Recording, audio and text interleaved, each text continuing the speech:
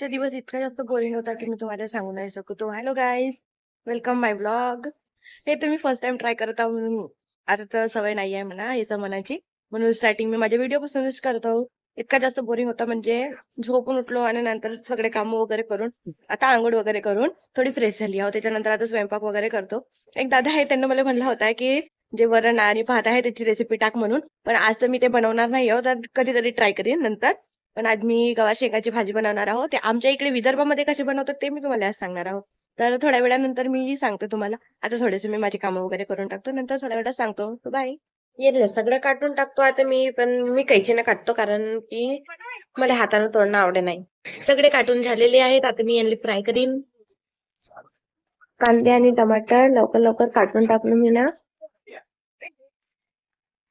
कांदे आणि टमाटर काटून ठेवायचा. सगळ्यात पहिले कांदे टाकायचे याच्यामध्ये आणि याला थोडे हलका ब्राऊन होतपर्यंत ठेवायचा.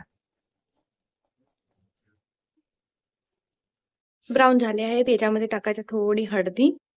झाल्यावर याच्यामध्ये टाकून द्यायची शेंग.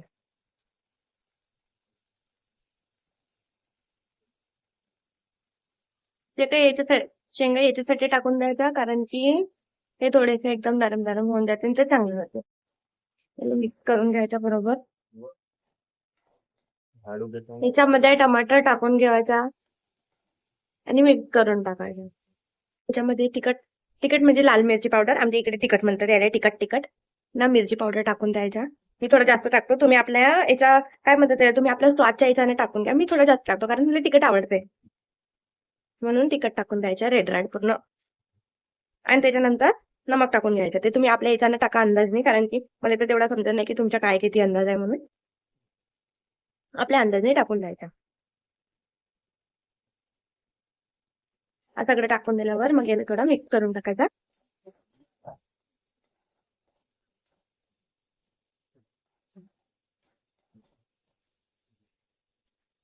मिक्स झाल्यावर याच्यावर झाकून थोड्या वेळेला ठेवून द्यायचं.